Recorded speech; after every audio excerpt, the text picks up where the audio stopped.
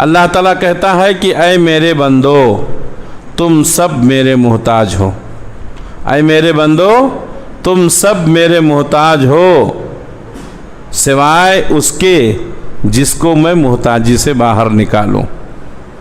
ऐ मेरे बंदो तुम सब भूखे हो, सिवाय उसके जिसको मैं खाना खिला दूं, लिहाजा तुम खाना मुझसे मांगा करो। ऐ मेरे बंदो तुम सब नंगे हो, सिवाय उसके जिसको मैं कपड़ा पहना दूं, लिहाजा कपड़ा मुझसे मांगा करो। ऐ मेरे बंदो तुम सब गुमराह हो, सिवाय उसके जिसको मैं हिदायत दे दूं, लिहाजा हिदायत मुझसे मांगा करो। इस हदीस से भी मालूम हुआ कि रोज़ी का मालिक कौन है? अल्लाह। इसलिए हमें रोज़ी किससे मांगनी चाहिए?